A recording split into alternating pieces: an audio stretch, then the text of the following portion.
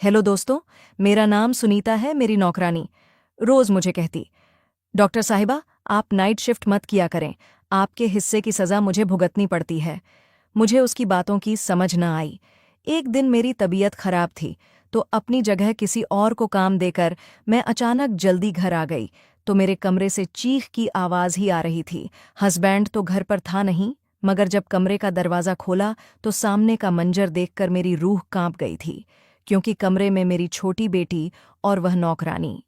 मैं कई दिनों से देख रही थी कि नौकरानी बार बार मेरे पास आती थी और कुछ कहे बगैर ही पलट जाती थी। शायद वह मुझे कोई बात करना चाहती थी।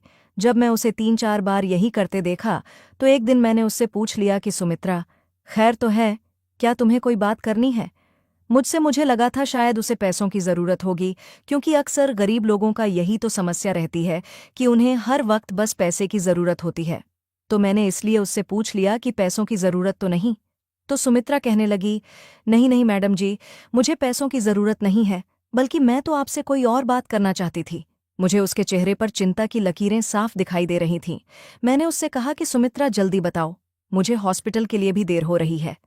तो सुमित्रा कहने लगी कि मैं बस आपसे यही कहना चाहती हूँ कि आप नाइट शिफ्ट ना किया करें। मैं चौंक कर सुमित्रा को गुस्से से देखा कि उसकी यह बात कहने का क्या मतलब है कि मैं नाइट ड्यूटी ना किया करूं। आखिर वह होती कौन थी मुझे यह सलाह देने वाली? मुझे गुस्से में देखकर वह बगैर कुछ कहे जल्दी से वहां से चली गई थी। मैंने सोचा कि शायद मेरे जाने के बाद उसे घर से ज्यादा काम करने पड़ते होंगे, इसलिए वह ऐसा कह रही है।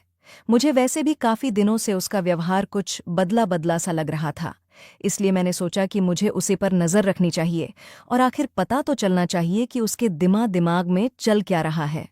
खैर, उस दिन मैं अस्पताल चली गई। वैसे तो मैं दिन की ड्यूटी ही किया करती थी, लेकिन पिछले 2 साल से मैं नाइट शिफ्ट कर रही थी और मुझे इसमें कोई भी दिक्कत नहीं थी। नाइट ड्यूटी में मुझे कोई भी समस्या नहीं होती थी, क्योंकि अब तो बच्चे बड़े हो गए थे और वैसे भी मैंने सुमित्रा को फुल टाइम के लिए रखा हुआ था कि वह दिन रात हमारे ही घर में रहे, और शाम को तो मेरा हस्बैंड भी घर पर चला जाता था, तो इसलिए मुझे कोई चिंता नहीं रहती थी। लेकिन पिछले कुछ दिनों से सुमित्रा के बारे में मुझे अजीबोगरीब से ख्याल आने लगे थे कि कहीं वह मेरी पीठ पीछे कुछ गलत ना कर रही हो। अक्सर मैं अपने साथ ही औरतों से बातें सुनती थी कि ऐसी ही कोई औरत अपने घर को अपनी नौकरानी के हवाले छोड़कर नौकरी करती है, तो उसके हस्बैंड ने उसकी नौकरानी से ही अफेयर चला लिया और चुप कर उसे विवाह भी कर ली। जब से मैं यह खबर सुनी थी, मुझे तो किसी भी पल चैन नहीं मिल रहा था। एक तरफ तो मुझे अपने हस्बैंड पर पूरा विश्वास था कि मेरा पति ऐसा कुछ भी मेरे साथ नहीं कर सकता, और मुझे उस नौकरानी पर भी विश्वास था, क्योंकि वह एक बहुत ही शरीफ औरत है। लेकिन फिर मैंने सोचा कि किसी को बदलते हुए देर ही कितनी लगती है। मैंने अपने हस्बैंड और नौकरानी पर नज़र रखने का फैसला कर लिया। मैं सुबह देर तक सो रही थी, इसलिए मेरे पति सुमित्रा के हाथ का ही नाश्ता करके चले जाते थे। मैंने सोचा कि मुझे खुद उठकर उनको नाश्ता बनाकर देना चाहिए, लेकिन सारी रात ड्यूटी करने के बाद मैं इतनी थक जाती थी कि जब मैं 8 बजे लौटकर घर आए तो गहरी नींद सो जाती थी और फिर उठने का मन ही नहीं करता था। दोपहर 3 बजे उठा करती थी।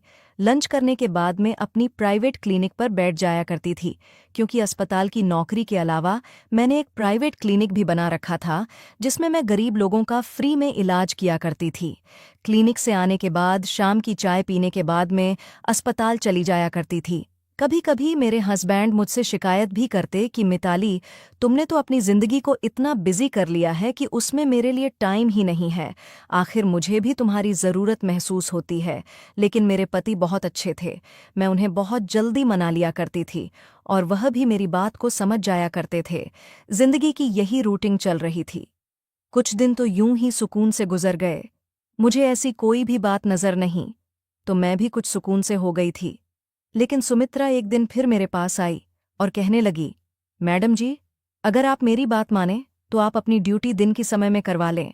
आपको जाने के बाद आपके किए की सज़ा मुझे भुगतनी पड़ती है। इस बार वह बहुत गुस्से से कह रही थी और अपनी बात खत्म करके वहां से जा चुकी थी। उसके बाद सुनकर मैं तो चौंक गई थी कि मेरे हिस्से की सज़ा का क्या मतलब था। कहीं वह मेरे हिस्से का समय मेरे हस्बैंड के साथ तो नहीं गुजर रही है। ये सोचते ही मेरे कदमों तले से ज़मीन जैसे सरकने लगी थी। मेरा विश्वास था जो मेरे पति के ऊपर वह डगमग लगा था, लेकिन फिर मैंने सोचा कि नहीं, ऐसा नहीं हो सकता, वह बस ऐसे ही कह रही होगी। लेकिन फिर भी मुझे जानना तो चाहिए कि आखिर उसकी इस बार बार की जीत के पीछे मकसद क्या था कि मैं नाइट शिफ्ट ना करूं, दिन की ड्यूटी करूं। मैं एक डॉक्टर थी और मैंने सारी जिंदगी ईमानदारी से काम किया था और कभी कोई एक्स्ट्रा फेवर या किसी का एहसान नहीं लिया था। अस्पताल वाले जो भी ड्यूटी लगाते हैं, मैं खुशी से उसे स्वीकार करती थी और पूरी लगन से उसको निभाती भी थी। अभी भी नाइट के लिए बात कर रखी थी कि मैं नाइट ड्यूटी कर लूंगी, मुझे कोई दिक्कत नहीं है, और अब इसे मैं अचानक से छोड़ नहीं सकती थी। मेरी बात खराब हो जाती। इतने सालों से मैं मेहनत से काम कर रही थी और कभी मैं अपनी बात से नहीं फिरी थी। पूरे स्टाफ को मेरे ऊपर बहुत ज्यादा भरोसा था। लेकिन मैं इस तरह अपने घर को तोड़ना भी नहीं चाहती। मैंने सोचा कि कुछ ना कुछ तो करना ही होगा। सुमित्रा मेरे घर पर पिछले 1 साल से काम कर रही थी और उसके दौरान ना तो उसे मुझे कोई शिकायत हुई थी और ना ही मुझे उससे। वह एक विधवा औरत थी जिसके 3 बच्चे थे, जिनको पालने की खातिर वह मेरे घर पर नौकरी करती थी। मैंने उसे नौकरी के पहले दिन ही कह दिया था कि तुम्हें 23 घंटे के लिए यहीं पर रहना होगा। उसके बच्चों के टेंशन नहीं थी, क्योंकि उसके बच्चों की देखभाल करने के लिए उसके माँ बाप थे जो बच्चों का ध्यान रखते थे, और वह गांव में रहते थे। वह अकेली ही हमारे घर पर रहती थी। जो भी तनख्वाह से मिलती वह अपने गांव अपने बच्चों की देखभाल के लिए भेज दिया करती थी। हालांकि मैंने उसे कई बार कहा भी था कि अगर तुम चाहो तो अपने बच्चों को भी यहाँ पर बुला सकती हो, जहाँ तुम रहते हो वहाँ पर तुम्हारे बच्चे भी रह लेंगे, मगर ना जाने क्या बात थी, वह मना कर देती थी। उसके साथ समय बहुत अच्छा गुजर रहा था। आज तक उसने कभी किसी की शिकायत का मौका नहीं दिया था और न ही घर की किसी फैमिली मेंबर की शिकायत की थी। लेकिन अब पिछले कुछ दिनों से मैं देख रही थी कि उसका व्यवहार अजीब सा हो गया था। वह बस हर बात तो मुझे एक ही बात करती रहती थी, मैडम जी अपनी ड्यूटी दिन के समय करवा लें, रात को घर पर रहा करें। मुझे कुछ समझ नहीं आती थी। आखिर रात को ऐसा घर पर क्या होता है जिसकी वजह से वह इतना घबराकर मुझे यह बात कहती है। एक दिन ऐसा हुआ कि मैं ऑन इन ड्यूटी थी कि अचानक एक नर्स मुझे जाकर कहने लगी कि कोई औरत है, बड़ी दूर से आपसे मिलने आई है। मैंने पूछा, क्या वह कोई मरीज है, क्योंकि इस वक्त मेरी ड्यूटी इमरजेंसी में थी। तो वह कहने लगी, नहीं, वह आपकी कोई रिश्तेदार है।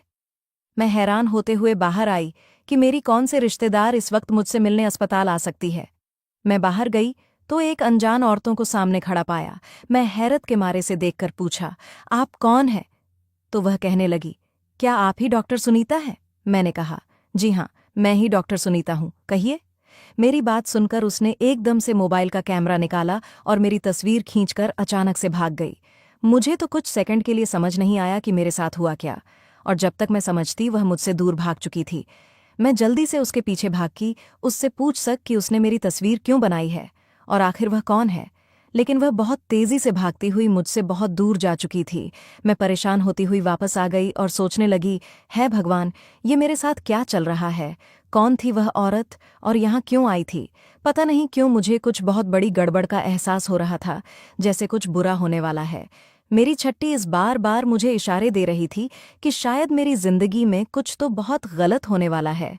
मैं यह बात जानती थी कि मैं अपने घर वालों और अपने पति को बहुत ज्यादा नज़रअंदाज कर रही हूँ, क्योंकि रात को ड्यूटी बहुत थका देने वाली होती है और सुबह तक मैं लेट से उठती थी। जब मैं सोकर उठी तब तक मेरे पति ऑन फिस के लिए निकल चुके होते थे, और जब रात को भी ड्यूटी पर जाना होगा तब तक वह ऑन फिस से आते ही नहीं थे। अजीब सी जिंदगी हो गई थी। काफी दिनों से मेरे पति से तो मेरी बातचीत ही नहीं हो पा रही थी। मुझे इस बात का एहसास हुआ तो मैंने फौरन से अपना मोबाइल निकाला और अपने हस्बैंड को कॉल करने लगी। मैंने सोचा कम से कम फ़ोन पर ही बात कर, लेकिन मेरे हस्बैंड मेरा फ़ोन नहीं उठा रहे थे। फिर मैं उनके ऑफिस के नंबर पर कॉल की तो उनकी सेक्रेटरी ने बताया कि वह तो पिछले कई दिनों से दफ्तर नहीं आ रहे। सेक्रेटरी की बात सुनकर मैं हैरान रह गई थी। मुझे तो कुछ खबर ही नहीं थी कि वह दफ्तर जा भी रहे हैं या नहीं। लेकिन परेशानी वाली बात तो यह थी कि वह रोज़ाना घर से दफ्तर के लिए निकलते थे।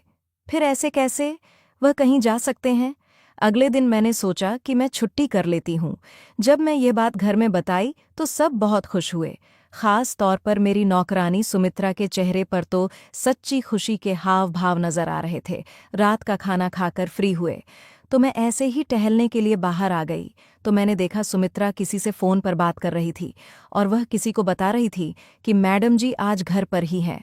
शुक्र है कि आज मेरी जान छूट गई, वरना तो उनके हिस्से की सज़ा भुगते भुगते शायद मेरा दम ही निकल जाता। जब मैं उसके करीब गई तो उसने जल्दी से घबराकर फ़ोन बंद कर दिया और मैंने उससे पूछा कि किस बात कर रही हो, तो कहने लगी, किसी भी नहीं, अम्मा से अपने बच्चों का बस हालचाल पूछ रही थी। मुझे आप सुमित्रा के बारे में शक हो चुका था। ये कोई तो खिचड़ी ज़रूर पक रही है या फिर मुझसे कोई ऐसी बड़ी बात छुपा रही है। कहीं ऐसा तो नहीं ये किसी गलत कार्यक्रम में पड़ गई हो।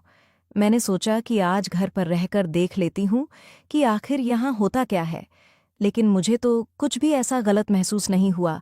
सब लोग बड़े आराम से सोए हैं। मेरा पति छुट्टी का सुनकर बहुत खुश हुआ था।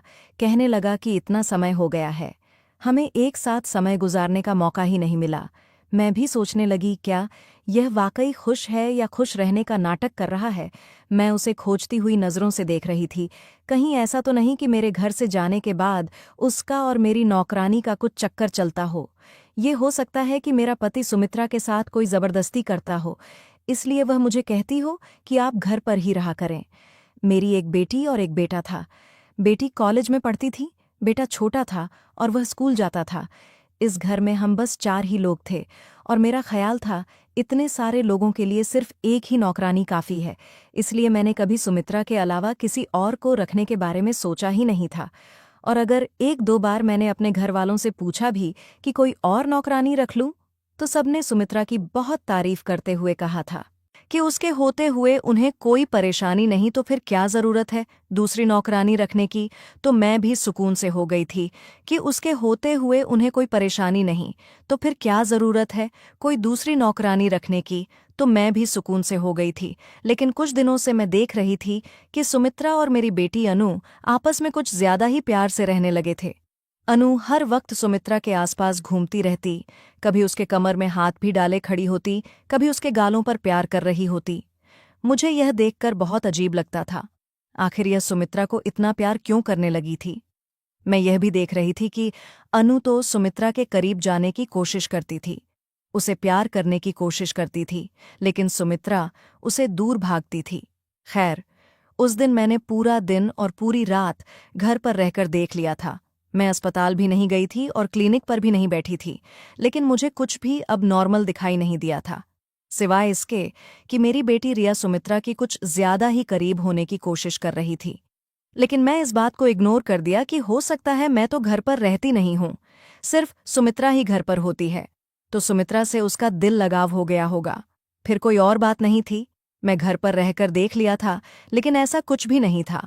मैं अंदर ही अंदर अब चिढ़ गई। मैंने सोचा पता नहीं सुमित्रा के ड्रामे कब खत्म होने हैं। मैं यही सोच अगले दिन दोबारा से अपने रूटीन के अनुसार अपनी नाइट ड्यूटी स्टार्ट कर ली। 2 दिन के बाद ही की बात है। मैं सुबह जल्दी उठ गई थी क्योंकि शाम में मुझे अपनी दोस्त की बर्थडे पार्टी में जाना था, तो मैंने सोचा कि उसके लिए कोई तोहफा लेकर आती हूँ। मैं यही सोचकर बाजार गई। वह मुझे एक जगह पर रुकना पड़ा क्योंकि सामने का मंजर ही ऐसा था जिसने मुझे एकदम पत्थर सा बना दिया था। क्योंकि मेरा हस्बैंड एक अस्पताल के अंदर जा रहा था, भला उसे अस्पताल जाने की क्या ज़रूरत थी। वह तो एकदम भला चंगा था, उसे कोई भी तकलीफ नहीं थी। मैं भी उसके पीछे पीछे अस्पताल चली गई। मैंने देखा वह एक कमरे के अंदर चला गया। मैंने खिड़की से अंदर झांकर देखा तो वह एक औरत को कुछ पैसे दे रहा था।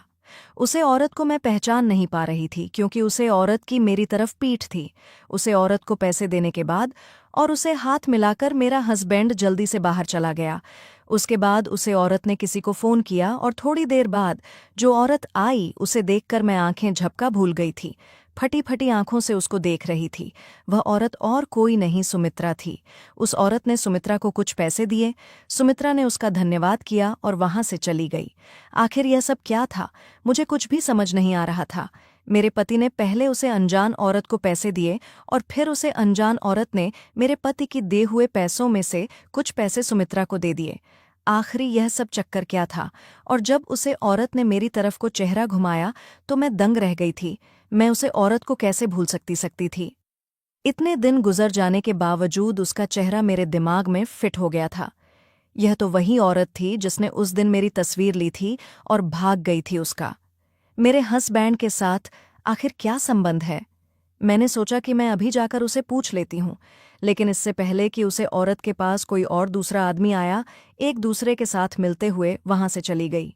यह सब देखकर अब तो मुझे पक्का विश्वास हो गया था, जरूर मेरे खिलाफ कोई गहरी साजिश की जा रही थी, और इस समय मेरा पति और मेरी नौकरानी सुमित्रा भी शामिल थे। मैंने फैसला कर लिया था, आज मैं इन दोनों को रंगे हाथों पकड़कर ही रहूंगी। रात को जब मैं नाइट ड्यूटी के लिए जाने लगी, तो उस समय तक मेरे पति भी घर आ चुके थे और मुझे कहने लगे कि मैं भी तुम्हारे साथ ही निकलता हूँ, मुझे एक ज़रूरी काम से शहर से बाहर जाना है। हस्बैंड की बात सुनकर मैं परेशान हो गई कि अगर यह भी घर से बाहर रहेंगे तो फिर मैं इन्हें रंगे हाथों कैसे से पकड़ूंगी। लेकिन फिर मैंने सोचा कि चलो कोई नहीं, आज नहीं तो फिर किसी और दिन में हकीकत मालूम करके ही रहूंगी। अस्पताल में भी अपने ख्यालों में ही कोही रही।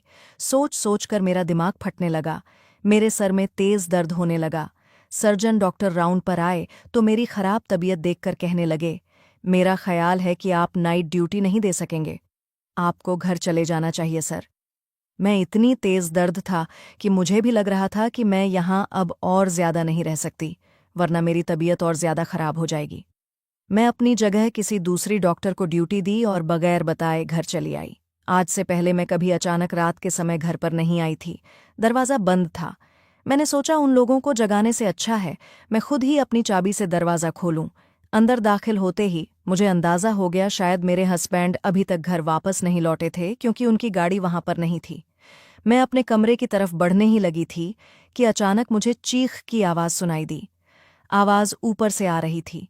भागते हुए ऊपर गई तो चीख की आवाज़ अभी भी मेरी छोटी बेटी के कमरे से आ रही थी। मैंने आगे बढ़कर दरवाज़ा खोलने लगी, एकदम से दरवाज़ा खोल दिया। सामने का मंजर देखकर तो मेरी खुद की चीखें निकल गईं, क्योंकि वह मंजर ही ऐसा था जिसने मुझे लड़जाकर रख दिया था। मैंने देखा कि मेरी बेटी मेरी नौकरानी को बुरी तरह से पीट रही थी, और वह चीखे की आवाज़ भी मेरी नौकरानी सुमित्रा की ही थी। मैं जल्दी से आगे बढ़ाकर उसे हटाया तो वह भी मुझे देखकर परेशान हो गई। सुमित्रा जल्दी से मुझे देखकर मेरे पास आई और मेरे पीछे छुप गई। कहने लगी, मैं इसीलिए तो आपको कहती थी कि आप नाइट शिफ्ट ना किया करें, क्योंकि आपके जाने के बाद मेरे साथ ऐसा ही होता है, और यह आज से नहीं बल्कि कई दिनों से हो रहा है। मैंने अपनी बेटी को गुस्से से देखते हुए पूछा कि आखिर तुम सुमित्रा को क्यों मार रही हो? आखिर उसने ऐसा क्या किया है जो तुम यूं उसकी बुरी तरीके से पीट रही थी? तो मेरी बेटी ने आगे बढ़कर मुझे एक जोर का धक्का दिया। कहने लगे, आप हम माँ बेटी के बीच में मत बोलो, आप जो भी हैं यहाँ से चल जाए। उसकी हालत अजीब सी हो रही थी। मैं फटी फटी आंखों से अपनी बेटी को देख रही थी। वह यह क्या बक रही थी? मैंने कहा, ये तुम क्या कह रही हो? मैं तुम्हारी माँ हूँ, ये तुम्हारी माँ नहीं। मुझे लगा था जैसे वह अपने होशो हवास में नहीं है। दूसरी तरफ सुमित्रा बहुत बुरी तरह से डरी हुई थी। उधर रिया की हालत ही खराब होने लगी थी। वह गुस्से के मारे कमरे का सामान इधर उधर फेंकने लगी थी। मुझे लगा कि कहीं वह अपने आप को नुकसान ना पहुंचा दे। मैं जल्दी से अपने साथ लाए, बैग में से नींद का इंजेक्शन निकाला और रिया को लगा दिया। वह आप सुकून से बेड पर लेटी हुई सो रही थी। मैं इस सब सूरत हाल से बहुत ज्यादा परेशान हो चुकी थी। सुमित्रा अलग डरी डरी से खड़ी हुई थी। मुझे समझ नहीं आ रहा था कि आखिर यह सब हो क्या रहा था। मैंने सुमित्रा से पूछा कि यह सब क्या है और कब से हो रहा था है, और तुमने मुझे बताया क्यों नहीं? तो वह कहने लगी कि आप मेरे साथ आए, मैं आपको सब कुछ बताती हूँ। मैं अपनी बेटी को देख देख कर परेशान हो रही थी कि आखिर उसे क्या हो गया है, वह मुझे पहचानने से इनकार क्यों कर रही है। सुमित्रा कमरे से निकलकर नीचे की तरफ भाग गई। जैसे 1 मिनट भी यहाँ पर रुकी तो कहीं वह उसे फिर से न पकड़ ले। मैं भी परेशान होती हुई नीचे आ गई तो वह कहने लगी कि यह सब कुछ जो भी आपने देखा है वह आपकी वजह से ही हो रहा है। मैंने कितनी बार आपको कहा कि आप नाइट शिफ्ट ना किया करें, आप रात को घर पर रहा करें, मगर आप तो कुछ सुनने को तैयार ही नहीं थी। आप याद करें कि अपने आखिरी बार कब बच्चों के साथ बैठकर उन्हें प्यार किया था या उनके दिल की कोई बात सुनी थी। उसकी बात सुनकर एक पल के लिए मैं चुप हो गई थी, क्योंकि वह सच कह रही थी। मुझे बचपन से ही डॉक्टर बनने का बहुत शौक था, इसलिए मैंने बहुत मुश्किलों के बाद अपने ही शौक को पूरा किया था। मेरे हस्बैंड बहुत अच्छे थे और मेरे इस शौक के बारे में अच्छी तरह जानते थे, इसलिए उन्होंने शादी के बाद भी मुझे पढ़ने से नहीं रोका और बच्चे होने के बाद उन्होंने मुझे नौकरी करने को भी अनुमति दे दी। अब शुरू से ही मेरे बच्चे नौकरों ने पाले थे। मैं भी अपनी पूरी कोशिश करती थी कि अपने बच्चों को समय दे सकूं, लेकिन एक डॉक्टर होने के नाते मेरी बहुत ज़्यादा जिम्मेदारियां होती थी और मेरा आज ज़्यादातर समय अस्पताल में ही गुजरता था। लेकिन इसके बावजूद मैं हमेशा कोशिश करती थी कि अपने बच्चों को एक अच्छी परवरिश और उन्हें अच्छी शिक्षा दे सकूं। हालांकि मैं उन्हें ज़्यादा समय नहीं दे पाती थी, मगर इसका मतलब यह तो नहीं कि मैं उन पर ध्यान नहीं देती थी और उनसे प्यार नहीं करती थी। सुमित्रा कहने लगी कि आपके व्यवहार से रिया धीरे धीरे डिप्रेशन का शिकार होने लगी थी। उसे माँ बाप के प्यार की सख्त ज़रूरत थी, जो उसे नहीं मिल पा रहा था, क्योंकि उसके माँ बाप के पास उसके लिए समय नहीं था। मगर वह छोटी है, कॉलेज में गलत संगत में पढ़कर गलत आदतों का शिकार हो गई है। उसे माँ के प्यार की ज़रूरत होती है, जो उसे नहीं मिल रही थी, तो वह दिमागी मैरिज बन गई। वह अपने अंदर की चिड़चिड़ापन और गुस्सा मुझको मारपीट कर निकालती है। उस समय उसे लगता है कि मैं उसकी माँ हूँ, और वह क्योंकि आपसे कभी कोई शिकवा नहीं कर पाए, आपको कुछ नहीं कह पाए, इसलिए वह मुझे अपनी माँ समझते हुए मुझ पर अपना गुस्सा निकलती है। और जब सुबह होती है तो वह मुझे न सिर्फ माफ़ी मांगती है, बल्कि मुझे बहुत सारे पैसे भी देती है, ताकि मैं आपको कुछ न बताएं। मैडम जी, मैं गरीब हूँ, बच्चों का और बूढ़े माँ बाप का पेट में अकेली पालती हूँ। रात को जो मारपीट और तकलीफ में सहती हूँ, सुबह जब आपकी बेटी मुझे पैसे देती तो मैं भूल जाती थी कि रात को मैंने क्या तकलीफ सही। एक बार दिन में जब अनु मुझसे माफ़ी मांग रही थी और मुझे पैसे देने लगी, तो मैं अनु से कहा, रिया तो मेरे ऊपर बहुत जुल्म करती हो, मुझे तुम्हारे पैसे नहीं चाहिए। मैं तुम्हारी माँ को तुम्हारी सारी बातें दूंगी। जब तुम्हारी माँ तुम्हें पागल खाने में डाल देगी तो तुम्हारी अक्ल ठिकाने आएगी। पागल खाने का नाम सुनकर अनु डर गई, और इस डर में उसने मुझे धमकाना शुरू कर दिया कि अगर तुमने मेरी माँ को कुछ भी बताया तो मैं तुम्हारी जान भी ले लूंगी। रिया दिमागी मरीज थी, धीरे धीरे उस पर पागलपन के दौरे भी पड़ने लगे थे। इसलिए मैं डर गई और आपको कुछ भी नहीं बता पा रही थी। आपको खुलकर सारी बात तो नहीं बता सकती थी, लेकिन आपको यही कहती थी कि अगर आप घर पर रहा करें। मैंने सुमित्रा से पूछा, सुमित्रा, यह सब कब से हो रहा है? सुमित्रा ने मुझे बताया कि मैडम जी, ये पिछले 1 साल से चल रहा है। रिया का व्यवहार मेरे प्रति अभी आग तो कभी पानी की तरह होता है। कभी कभी लाड और प्यार की जीत करते हैं, तो कभी कभी अपना सारा गुस्सा मेरे ऊपर निकाल देती है, तो कभी सारी रात मुझे अपने मनपसंद खाने बनवाकर मेरे हाथों से खाने की जिद करती है। और सब कुछ जो एक बेटी अपनी माँ से चाहती है, वह मुझसे कहती थी कि मैं उसकी माँ बनने का नाटक करूं, उसे वह सब खुशियां दूं जो एक माँ अपनी बच्चों को देती है। और जब मैं उसकी जीत पूरी करने से मना कर देती है, तो वह उस गुस्से से पागल हो जाती है और मुझे पीटने लगती है। सुमित्रा की बातें सुनकर मुझे अब समझ आया कि सुमित्रा क्यों कहती थी कि मैडम जी, आपके हिस्से की सज़ा मुझे भुगतनी पड़ती है, क्योंकि शायद बहुत सारा गुस्सा मेरे लिए होता था, जो मेरी बेटी सुमित्रा पर निकाल देती थी। मैं तो कभी सोच भी नहीं सकती थी कि मेरे बच्चों के साथ यह सब चल रहा होगा, लेकिन मेरे पति का उसे औरत से मिलने का क्या प्लान था, जिसने मेरी तस्वीर खींची थी, और यह सब सुमित्रा के अलावा और कोई नहीं बता सकता था। मैंने फ़ौरन उसे पूछा तो वह कहने लगी, मैडम जी, आप मेरी कोई भी बात सुनने को तैयार ही नहीं थी। तो मैं आपकी बेटी को जो भी हालत थी वह आपके हस्बैंड को बता देना, उन्होंने एक डॉक्टर से बात कर लेंगे। दोस्तों, उम्मीद करती हूँ आपको हमारी कहानी पसंद आई होगी। कहानी पसंद आई है तो वीडियो को लाइक करें, चैनल पर नए हैं तो सच्ची कहानियाँ 2 को सब्सक्राइब करें, और हाँ, नोटिफिकेशन बेल को ज़रूर दबाएं ताकि अगली अपडेट सबसे पहले आपको मिले तो ज़रूर कर लें।